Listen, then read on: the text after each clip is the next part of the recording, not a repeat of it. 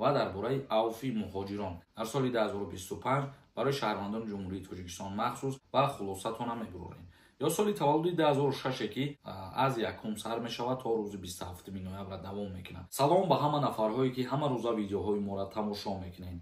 اینک من خواستم که در دو موضوع مهم همین ویدیوی الوهیده را کنم و پیشکش شما بگردانم. با دقت تماشا کنین.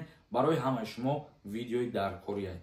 خب نفرهایی که اگر بخواهین با نرخ ارزان به گرانسه قزاقستان سفر کنین یا که از شهر پیتر با تاکسی به مسکو را بیاین، ما در روی اکران نمره تلفن شما میمونم، زنگ بزنین، اینامی ما گپ زنین، با تخفیفی خوبم داره. آدمای باوری نکن و ماشینای زمانوی خطی شما راحت کرده میرین.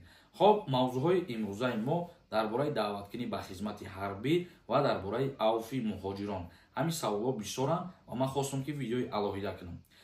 خب از امنیستی اگر میزنیم تقریبا یک ماه میشود که این چیز الکی پیشنهاد شد در فدراسیون روسیه باید که در سال 2025 عوف مهاجران بشود. لیکن وقتی که قانون عوف قبول میشود بعدا انیق میشود که کدام نمود گروه آدمایی که مقصد نروشنی کردگان عوف میشوند یا کدام نمود گروهش عوف نمیشوند. تا آن دمی که قانون قبول نشود هیچ کس هیچ را معلوم کرده نمیتونه که کی عوف میشوند. لیکن در نظر هست که در سال 2025 برای شهروندان جمهوری تاجیکستان مخصوص عوف میشود در فدراسیون روسیه. خب موضوع دیگری ما در مسئله دعوتکنی به خدمت حربی. بسیاری نفرها سوال میتیان در همین مسئله را. شروع میشود از اینمی 1 اکتبر تا 27 نوامبر دوام میکنه. سال تولد 1997 تا 2006 به خدمت دعوت میشوند. سال تولد 1997 که الکی 27 ساله شدگی از دعوت به خدمت حربی آزاد میباشین. این چیزا خوب به نظر بگیرین. یعنی شما روز ماه تون اختون حساب کنین و خلاصتون هم میبرین. یا سال تولد 2006 که اگر 18 ساله شدگی نباشه او را به خدمت حربی دعوت نمیکنن.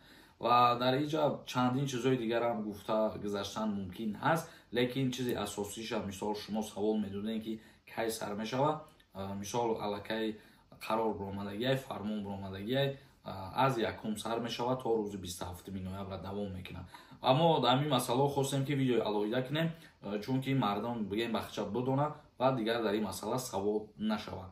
خب تماشابینان عزیز و گرامی قدر، یگان سوالای نو باشه، یگان سوالای اینترسینگ تر باشه میتونین در کامنت بنویسین تا که برنامه‌های ما هر روز یک خیل نگذره.